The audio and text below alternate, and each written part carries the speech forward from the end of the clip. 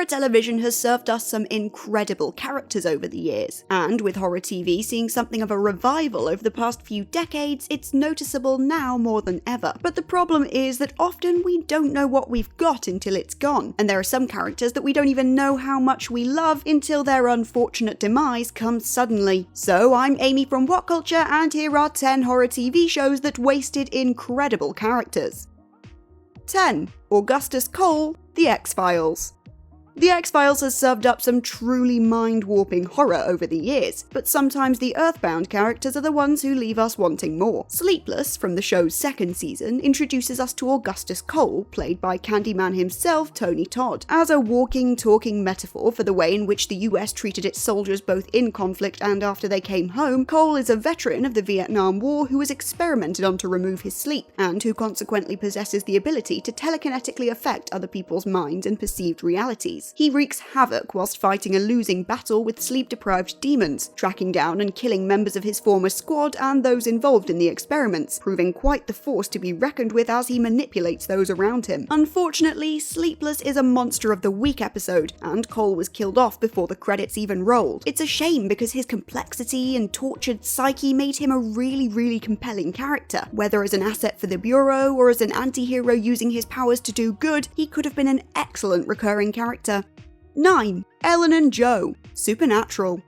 At this point, there are few people who haven't witnessed Sam and Dean Winchester battling angels, demons, and all strains of goblins and ghouls. But along the way, Supernatural has also managed to bring us many memorable supporting characters, and amongst these are the ass-kicking mother and daughter duo Ellen and Joe Harville. Introduced in Season 2's second episode, Everybody Loves a Clown, the pair became part of the regular recurring cast. Barkeeps at the Roadhouse Bar and reluctant hunters by trade, the Harvilles have quite a checkered history with fighting the forces of evil, and Joe's desire to become a hunter, following in the footsteps of her dead father, generates a deliciously conflicted dynamic between the mother and daughter. However, in one of the show's saddest moments, Ellen and Joe sacrifice themselves to destroy the demon Meg's hellhounds. Unfortunately, like any character whose surname isn't Winchester, Ellen and Joe were barely fleshed out before they met their end for good. Save for a brief return during an alternate timeline episode in Season 6, we've never seen either of them again, and so we may never know what the characters could have become.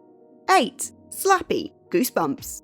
For those lucky enough to grow up in the 90s, R.L. Stine's Goosebumps novel series was one of the key cultural touchstones. For many people, these books were the foundation in horror, and Slappy the Dummy was the series' enduring emblem of sleepless nights and noises in the dark. In the books, Slappy is a mystical ventriloquist dummy with slick, deep brown hair, piercing blue eyes, bright red lips, and a sinister smile. And with a brief incantation, he comes to life, ready to enact an evil agenda, manipulating and ruining the lives of those around him. Pity then that the TV show the book spawned squandered him on an irritating ginger nuisance. As a sort of barely animated wooden carrot top with a Tweety Pie voice, Slappy clowns around his scenes, inspiring none of the fear the original character drew out for everyone. Goosebumps' Slappy was a wasted opportunity at its finest, and the fact that he became a recurring character for the show didn't help one bit. This is one of the few instances where the better way to do the character justice would have been to just leave him out. 7. TWISTY, American Horror Story Freak Show.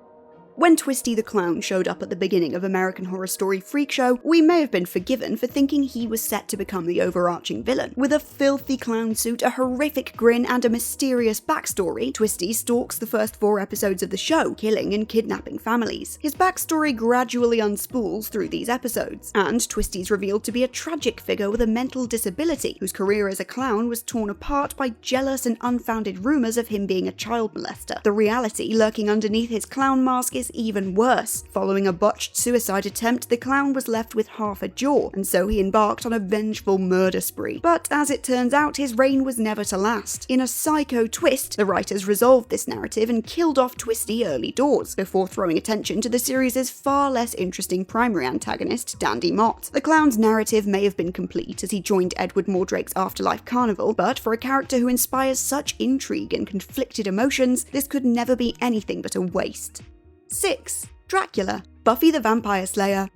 Buffy the Vampire Slayer is known for treading its own path through the horror mythology, turning the final girl trope on its head by positioning a blonde cheerleader as its ass-kicking heroine. Perhaps the show's most obvious display of intertextual deference comes in Season 5's opening episode, the unambiguously titled Buffy vs. Dracula. Here we're introduced to the Count himself, who has come to Sunnydale seeking to make the Slayer his bride. Dracula is slathered in mystery and sex appeal, wielding shape-shifting and regenerative powers unlike any other vampire in the show.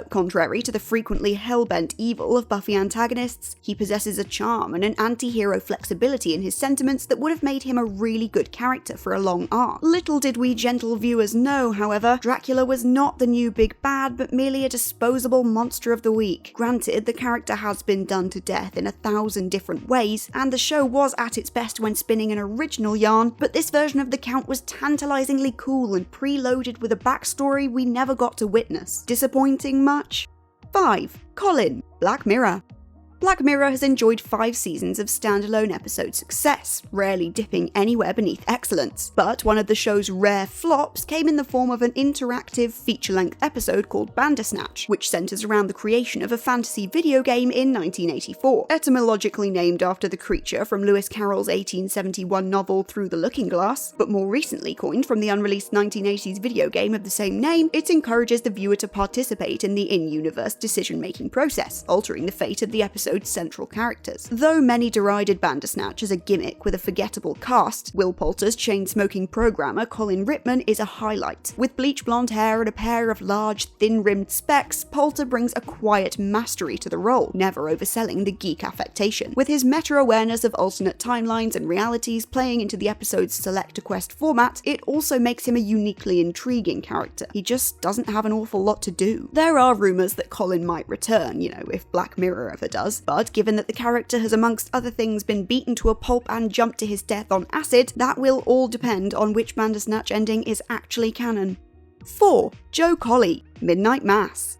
Another blood-soaked Mike Flanagan horror series, Midnight Mass takes place on Crockett Island, a small island community that grows smaller by the year, suffering financially from an oil spill. Most of the fishermen locals are intensely religious, and so, unsurprisingly, in a town so firmly held together by religion, there's a lot of guilt to be passed around. The town drunkard, Joe Collie, is a man suffering from a guilty conscience after a hunting accident left one of the island's children in a wheelchair. Played by Robert Longstreet, a Flanagan regular, Joe is a walking contradiction whose journey to sobriety begins to unfold just as he is slain 4 episodes in. While Joe's death ended up providing fuel to the overall story, as well as acted as a catalyst for the characterization and gradual descent of Monsignor Pruitt, it is difficult not to feel like we were shortchanged. Longstreet's performance is one of the best in the show, which is saying a lot because trust me, this thing is full of incredible performances. He perfectly balances a shaky, beer-sodden grief with a sense of regret and responsibility, all acting as fuel for the resentment he feels for a community that's since cast him out. He has a heart of gold, just hidden below his gravelly accent and gruff charm, and he really could have done so much more.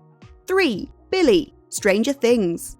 Fast approaching its 4th season, the Duffer Brothers retro horror hit Stranger Things has spent the last few years offering viewers an 80s escapism quite unlike anything else on television. In the fictional town of Hawkins, strange and supernatural things happen to a select group of kids, teens and adults, aided by a psychokinetic girl named Eleven. Whilst all manner of quite frankly horrifying monsters have found their way from the Upside Down, the real driving power behind the show is the human characters. Season 2 brought us a classic 80s teen villain in the form of Billy Hargrove, a badass with a muscle car and a violent temper. However, as his character intervenes throughout the main arc, we learn that his aggressive nature stems from a turbulent home life, and the intrigue just deepens. Come season 3, however, when most of us were expecting the metaphorical fleshing out of Billy's character, he was instead literally fleshed out, operating as a convenient meat suit for the Upside Down big bad, the Mind Flayer. Billy thus becomes little more than a plot device throughout, despite being one of the most interesting, albeit twisted, characters on the show. This season-long possession wastes the character's potential for growth. We miss out on a deep dive into his personality and past, and also his prospective future, and any hope of getting that in the future dies with him.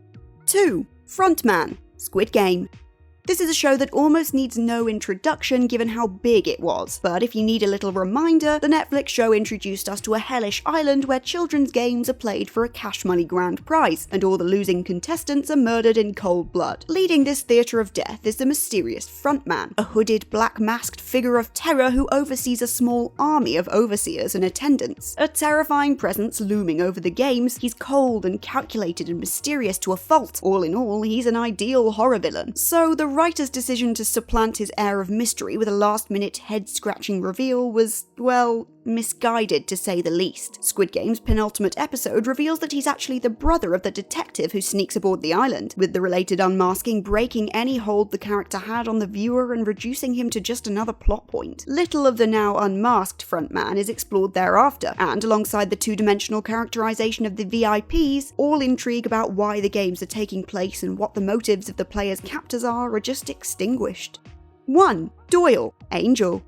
Angel was the early 2000s spin-off of the wildly popular Buffy the Vampire Slayer, and in it we got to know a fresh new face in the way of half-demon Alan Francis Doyle. Granted visions of the future, Doyle is Angel's right-hand man, and direct connection to the forces of good, guiding him towards mysteries and getting the gang into all sorts of trouble. Doyle is a fast talker with a strong Irish brogue, a leather jacket and a heart of gold, providing comic relief and an upbeat counterpoint to Angel's long-suffering, sulking approach. It was hard not to like him and be rooting for him, especially as we watched a budding romance form between him and Cordelia Chase. Well, it's a pity then that the series creator Joss Whedon killed him off midway through the show's first season. Whedon maintains that he had actually planned to kill the character off in the first couple of episodes, so he was living on borrowed time, but stories of on-set tensions with Doyle actor Glenn Quinn beg to differ. Whatever the reason for his offing, Doyle was a rich addition to the universe and a definite fan favourite. We barely got to scratch the surface of his character, and now following Quinn's own death in 2002, all we can do is look back fondly.